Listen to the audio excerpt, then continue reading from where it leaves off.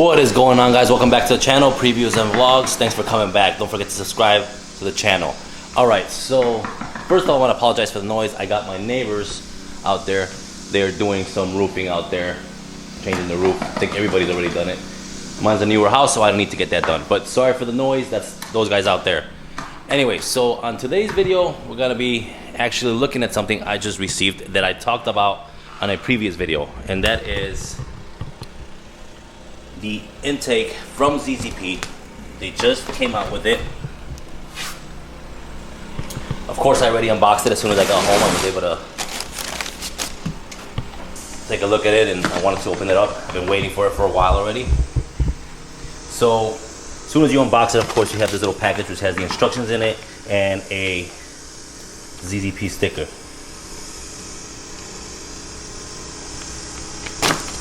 All right, so take all the wrapping off.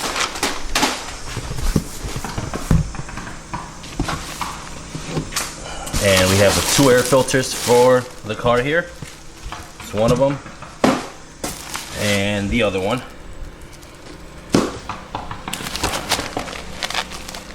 Got some hardware in here. Piping, tubing, whatever you want to call it. Some more tubing, of course, and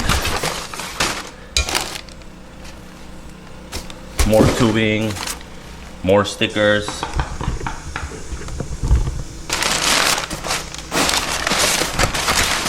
The cover. And I guess what took so long was the fact that we were waiting for the plexiglass that covers the actual filters. And that's what took forever, but I actually love that way that looks. That's gonna look pretty cool once it's installed. Now, the actual intake doesn't really give me any extra horsepower. I don't think it does anything. The intake, sorry about that. The actual intake doesn't give it much horsepower. The actual intake from GM is very unrestricted and pretty open, and it's supposed to give enough horsepower, which even just throwing a K&N filter in there should be good enough, which is what I have in there now. But as I'm going to be tuning this car and adding additional things to the car for performance, just for looks when you pop the hood and for even maybe even better sound, I went ahead and bought that. Now, you go, of course, to ZZP's website. Right now they have 10% off, and it is about $4.99. Of course, with the 10% off, you get $50 off. So it's $4.50 plus shipping. Is it worth the price for no performance increase? Maybe not, but again, I wanted it to look good, and that's just the way I'm gonna do with my cars. I want it to look good, and I'm gonna make sure that it maybe gives it a better sound, especially with the turbos. Maybe you could hear them spool a little bit more or anything like that. So we'll go ahead and install this. I am gonna show you guys how I install this in case anybody out there has a V Sport and is thinking of looking for an intake. You go to their website and get it from them, and you can look at this video and see how it's installed. It does come with instructions. The instructions mimic the ats-v Sport, or the ats-v, which does have the same engine as this car. So they're pretty similar. A couple different things that might be a little bit different here, but we'll go ahead and go through it, and I'll go and install the whole thing. So let's get started. Box, of course, we have the air box, 2 intake tubes, which is this one and this one, 2 silicone intake tubes, which are these 2 right here, a PCV connector, that right there, and of course the map sensor pad, which is pretty much that. It's what they're calling the map sensor pad right there. So, and your air filters, of course, your cone air filters, which are right over there. Those are pretty much all. Now, the installation process, according to the instructions, says about 2 hours, difficulty 2 out of 5. If you guys are not comfortable doing this, I wouldn't suggest you do it. Have somebody that's gonna do the install. I'm pretty confident I can do this. Of course, I did say earlier when I took out of the box a envelope that there were hardware, which all the hardware already comes with it. All the clamps and everything are already installed, pre-installed onto the intake tubes right there, if you guys can see them.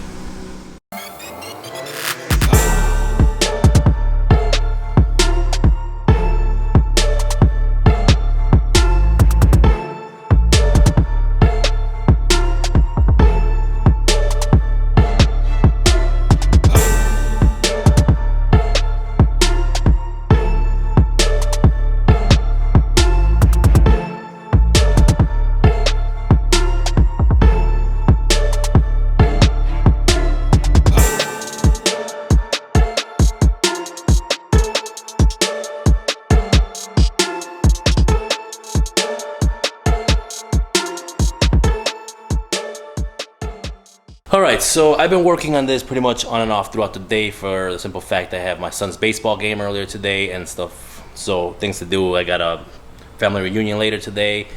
Gender reveal, pretty much, so you guys know out there, I am having a child and don't know what it is yet, but I will find out tonight because they're doing a big gender reveal.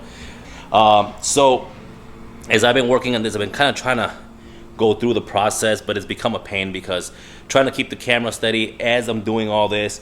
The install is not a simple install. So here's where I'm at right now. So I've already put this on, and I'm sorry I couldn't show you guys all this. Again, it's not simple, as it shows 2 hours on the sheet. Total time, I've probably been working on it for 2 hours already. The worst part, I guess, would be, well, one of the worst parts is taking off the actual pipe that goes to the turbo, which is this pipe right here. This right here is, you have to pry on each side of here and make sure that everything pops out of there. You put 2 screwdrivers in it. Now, this is all the way down here. If you guys notice your cars, if you look at your Vs or even your ATSs, there is something missing here, and that is the reservoir tank. Now, according to ZZP video, they say, oh, just use a long screwdriver to get in there, and you should be able to get that out of there. Well, the long screwdriver does not work. With the reservoir tank in there, you cannot, even if you get able to pry it out, once you were to get it out, to be able to tighten up this bolt, let's see, show you guys here, there's a bolt right down there. Tighten up that bolt right there, you're gonna need room. And with the reservoir, there is no way, because it takes up this whole space right here. So I took the reservoir, made a mess, coolant everywhere. Didn't put, of course, a bucket at the bottom. Installed the first pipe. So everything, actually, once you pull this out, you got to be careful when you're pulling this piece out of here, the original piece here, because this is like, it's kind of stuck on there. You got to kind of wiggle around and mess around with it. But once you get all this set up, I literally just need to take this piece out of here. Now, the problem with this piece here is that this line right here is hooked up like a fuel line. According to the instructions, you need a fuel kit remover or fuel line remover, fuel line tool remover to get it in here. But of course, this is the one that fits in here. Because of this right there, the little groove right there, whatever you want to call it, this does not fit over. So then on the instructions said to trim it. Now, before I ruin this remover, I am on a CTS V Sport Facebook page, and I asked one of the guys that's already done this. It says it took him 3.5 hours to do it. Asked him how he got that off, and if that's what I have to do is trim the tool to remove it, then that's what I got to do. But once I get this out, everything else is pretty much self-explanatory. The last silicone kit will go in there. Of course, we got one more of these. The cones and everything else will go in there. The mass airflow sensor connector will go in there, and we should be pretty much done. But again, this has become, now you see the screwdrivers in there. I think I'm trying to pry this out. Of course, it has this bushing in here, which will not let it come out very easily, and I've been trying on it. Now, because once you pry one side out, the other side clips back on. So it's these, once you get the first piece out, which are pretty much the air box, all the hosing, all the connectors and everything out first, the rest of that, these are a pain. That's what takes the longest, is getting those out. And now I'm stuck, of course, in getting this piece out of here. So once I'm done, I will kind of recap on how I did it and what I had to do to get that out of there. But to show in a video, it's a pain. And the ZZP guy, if you notice when he does it, I'm gonna put the link in his description down there of how he shows how he does this. Most of these connectors are basically just push down and remove and pull out. It's pretty much just, it's a push forward, push down, and it pops right out. Just like this one, they pop right out. But for some reason, GM or Cadillac decided to make those connectors a lot harder to get out. So that's where I'm stuck at this point. I gotta get ready for tonight's party. This is gonna go into tomorrow. Again, it's taking me 2 days, but again, I'm stopping. I did it for about 45 minutes. Went to my son's game, came back a few hours later. Now I've been working on it for another hour and a half or so. So pretty much about 2.5 hours into this thing. But I'm almost done. I just got to figure out how to get that out of there. Once I get that out, that should come right out, and I should be able to put the other lines on and install this whole kit. So I'll come back a little bit for a recap, and we'll get this finished up, and then I'll kind of go over kind of some of the steps and things like that. And if you guys have any questions, you can ask me and how I got the lines off and stuff like that. But again, it is not a simple job. All right, guys, so the next day of this install, and just to let you guys know, the gender reveal last night for my baby is going to be a girl. So that's my first girl. I'm very excited, super happy about it. I can't wait. I literally started looking at stuff last night for her to see what I'm gonna do, how I'm gonna make her room and everything. But so yeah, having a girl, so I'm very excited about that. But let's get back to this car because I gotta get this finished and get this thing back and running here. All right, so yesterday we were trying to sit here and get out the last intake that was attached to this, which I finally got that out. Again, these clips are a pain right here. So with these were not the problem with me. My problem was this fuel line connector right here. Or it's not a fuel line connector, it's actually, well, it is a connector that's like a fuel line. It has the clips that go through here. You have to use a fuel line tool supposedly to remove it. The problem is between where the connector's at and it connects, you only have about this much room to get that tool in. Well, most of the tools are pretty thick. According to the instructions, it says to grind it down. I grinded one down and did not work out too good. It actually fell somewhere in here, the engine bay, so I'm not sure where. So what I ended up doing was just using a small pick.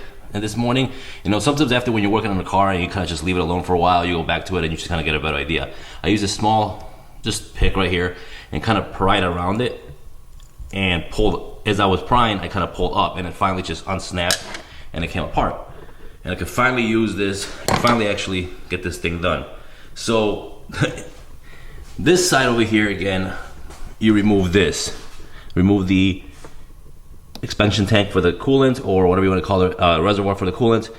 10mm bolt, clamp this out. Remember to put something on here so the coolant doesn't leak out. Take this one out of here, completely remove the coolant tank out of there. That's, again, it's just one bolt and it pulls right up after you remove all the hoses. And everything else kind of falls apart, unclip everything else. These clips here are not actually that hard for this one, for this side here. So these actual clips in this one are just snap off. It's the one that's on this side that was giving me the issue, which was this clip right here to get that one out. So now that that's out, there's your turbo down there. Look at all that oil around it. Oil in here too. But now that that's out, we go ahead and install, pretty much finish this project because it's about probably 5-10 minutes from being done. Hopefully, there's no other surprises. I got the new piping in there already. Sorry for the low lighting here. But I will get a better shot with the product done. Hopefully, again, doesn't throw any check engine lights with all this. But I will check my connectors and make connections and make sure everything's okay. I do got to get more coolant to add it to the tank, of course, because it spilled everything on the floor. But yeah, this one right here, when you guys get to this one, just a small pick, work your way around it and kind of pry up as you're working your way around it, and it'll actually unhook from it. So let me go ahead and finish installing the rest of the piping again. And when you're doing, before I left yesterday, I ended up actually just kind of putting the mass airflow sensor in there, kind of connecting everything the way it is. So this is all that's got to be installed. This, that, the 2 cones, and the air box. And this install is done.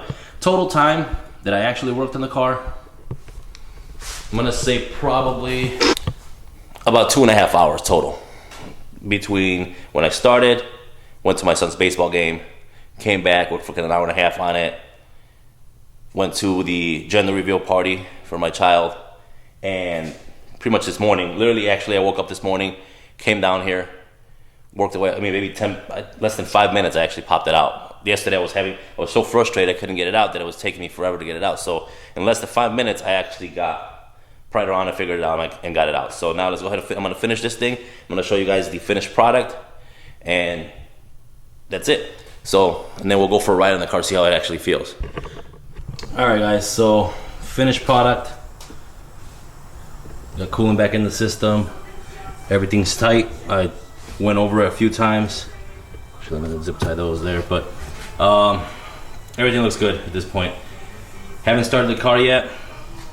Same thing with this. It's not sit properly in there, but we'll see how that works out with it. I was able to push these as far as possible as I could, but they keep popping out of there. But for now, everything's back together. Let's go ahead and start this thing up and see what happens. All right, fellas, so now we're in the car. We're gonna be hitting an open road here where it is little to no traffic at all here most of the time of the day. And we're gonna just basically, not even performance wise, we're gonna look at see if there's any sound difference from the stock intake to the aftermarket intake or to the ZZP intake system that cost me so much to get on. So we're gonna get on a drive here. We're gonna do about, I'll probably hit about 60 miles per hour, no more than that. So.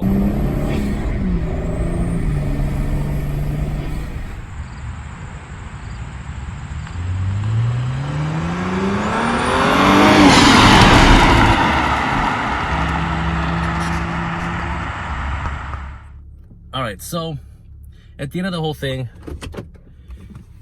it was worth it to me to do this upgrade. It was supposed to be a video showing you guys how to do it. It became more of a pain than I thought it was gonna be. Sweating bullets in here, let's open the window. It became more of a pain than what I thought it was gonna be. So at the end, I ended up just putting it on myself because holding the camera, moving the camera, and doing a lot of different things like that was not working out for me. With the video, it was a lot more things that I had to take off, things like that, and I ended up going completely different than what the instructions say. So the instructions are pretty, I say about 80% correct from what the install is. There's a couple other things you might have to do differently. Actually, I'm gonna say about 95%. You know, I did my own thing towards the end. I took out the coolant reservoir, things like that. But at the end of the whole day, it worked out. The intake's in. So far, it's working pretty good. I'm gonna do a couple more runs here off video and see how it works out. If there is a check engine light, I will update you guys. Next thing for this car is going to be a tune. I will be taking it to a shop out here. It's in Iron Gate, actually. It's out here in Naperville, and they're gonna be doing a dyno tune on this. So that's the end of this video. I hope you guys liked it. Again, I was expecting to do a how to install video. It turned out just to showing you that I installed it. But it is what it is. So I hope you guys like this video. I hope you keep subscribing to the channel. Share the video.